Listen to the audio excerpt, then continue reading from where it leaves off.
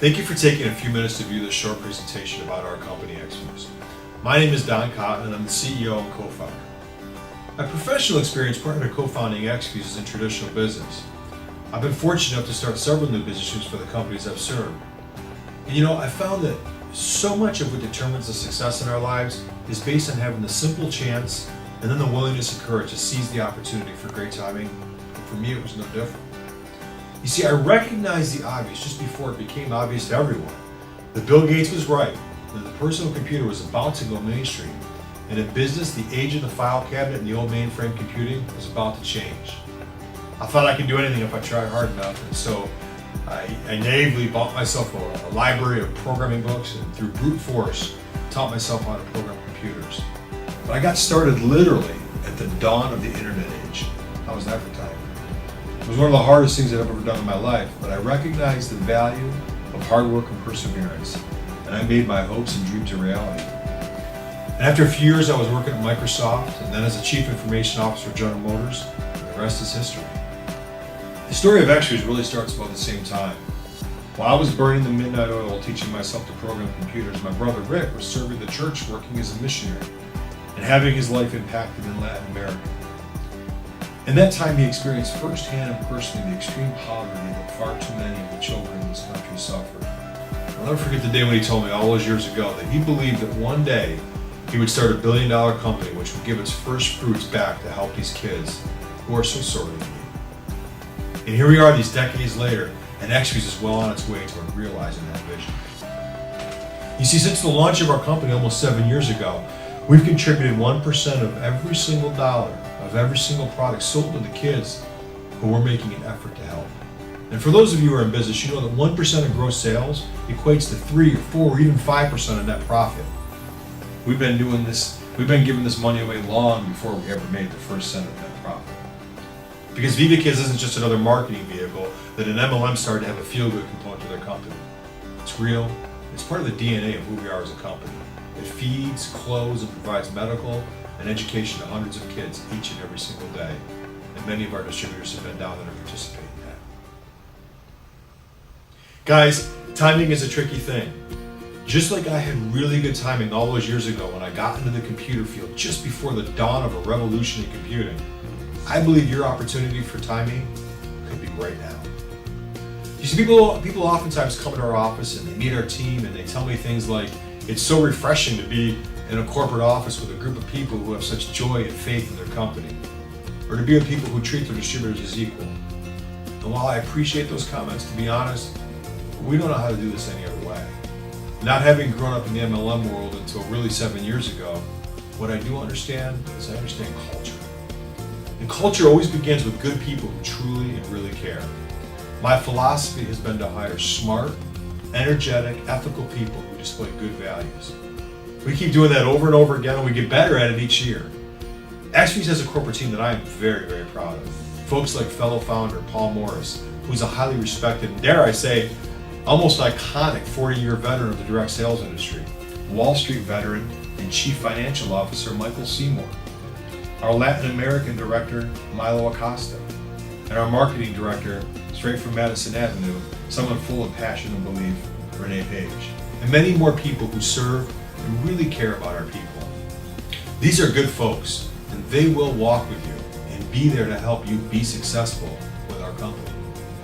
I believe that you reap what you sow in this life, and we try to do the best that we can every single day.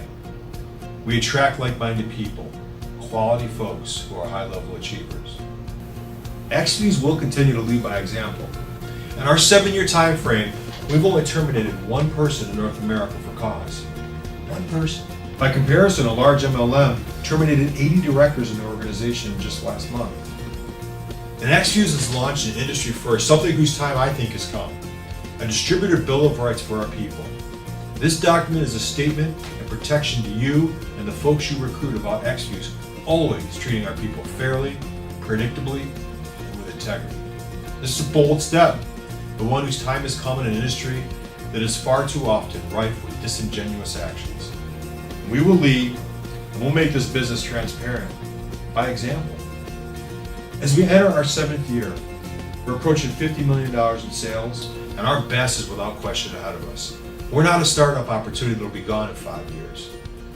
I ask you, how many of you guys have jumped to a company to plant your flag and had that company either pull the rug out from underneath you or be out of business the next year after you've used your hard-earned credibility, your good word to convince folks to join you?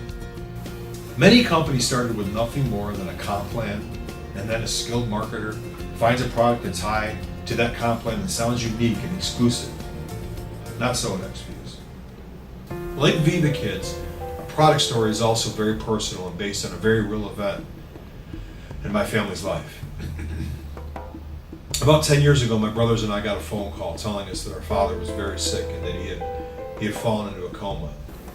Our family members, hereditarily, we sometimes suffer from hemochromatosis, and it's a hereditary liver disease. And sadly, my dad had that gene, and he ended up with a debilitating disease, and it breaks down your liver's ability to function and do its job effectively. The doctor recommended that we get home immediately to say goodbye to him. When we got there, the doctor told us it was unlikely that he would even survive the night, and that we should say goodbye to him, say anything to him that was on our hearts. In short, he was saying, say goodbye to your dad. And so we bid him a tearful farewell.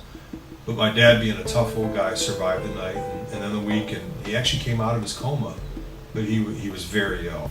And I'll never forget the phone call when Rick told me he'd heard of this practitioner who was having tremendous results with terminal patients using all sorts of alternative treatments.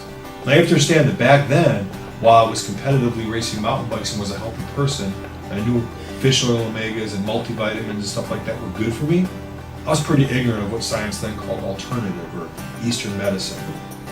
I suppose it's still called that, but even modern medicine is starting to recognize the value in some of these more Eastern traditional treatments. My brother told me that the primary form of treatment would be through this varied diet of strange berries and botanicals, and it would even include things like algae and mushrooms. He was calling me as well to see if I'd pitch in because it was expected to cost about $1,500 a month. It wasn't cheap. It was our dad, and I was blessed at the time to have the income necessary to help make this happen for him. It was about 90 days, and the transformation of my father was incredible.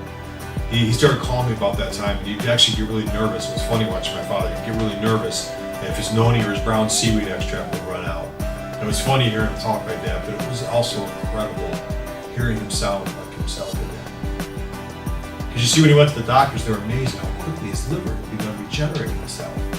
And I would say my dad got back to probably like 95% of what he was before his liver started failing him. And it really seemed to be entirely based on the consumption of these crazy, wonderful extracts and juices. I'll never forget asking the practitioner why this was the group of things, this myriad of things that he gave him, were what he chose. At the time, I had no knowledge of phytonutrients, or as he called them back then to me, he called them micronutrients. He explained to me that the micronutrient field was just starting to be understood by traditional or Western science, but it was something that the Eastern and tribal and many indigenous cultures had inherently known for generations. In fact, many of these superfoods held a special place in the cultures of these indigenous people for the incredible efficacy and health benefits they gave to their tribal families. As an example, I'm sure many of you guys are probably familiar with resveratrol. It's a micronutrient, as they're now called, or a phytochemical, a nutrient that's found oftentimes in red wine, which has gotten a ton of mainstream attention in recent years. In fact, suddenly there's all the red wine lovers are happy.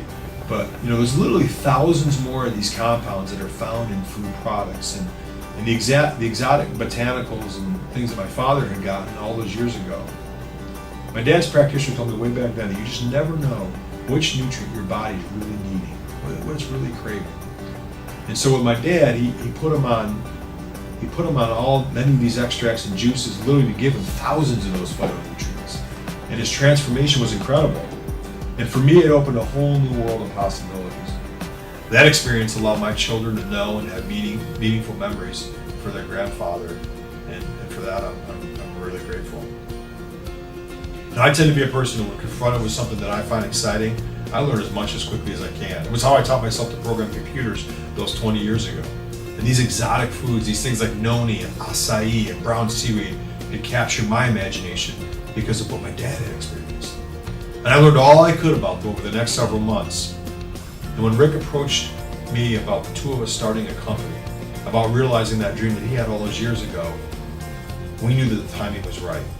And we had something special, something the world needed to hear about. As we fast forward to where the company is today, I want you to understand that eXfuze has been strategically launched to participate in not just one, but several of the fastest growing market segments. We're not just a single product company.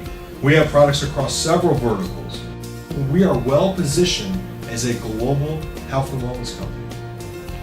Let's dive into the market opportunity for just a second. We know that weight loss is a huge market. It's projected to reach $134 billion by 2014. It's a massive market. Energy and activity, this is projected to reach $92 billion by the end of 2013. Probably the fastest growing market in the segments. And of course, longevity, anti-aging. We all want to live longer. We want to feel good doing it. That's projected to reach $292 billion by 2015. People are taking their health into their own hands. It continues to grow at an astonishing pace. So whether you're passionate about any one of these segments or all three, there's a great opportunity here for everybody. From the earliest days at eXfuze, we wanted to manage our growth and expand smart and effectively. We knew that 6+ years ago, the Asian markets would be much more amenable to our products. The adoption rate for natural products, or alternative, as they were mostly known back then, was much higher in Southeast Asia, and we firmly established our presence there. You see, when eXfuze launches a country, we don't consider not for resale an opening. Many of you know and have seen them. The companies with just-in-time shipping, flying under the radar type of processes, kind of hoping they don't get caught, yet claiming the country's open.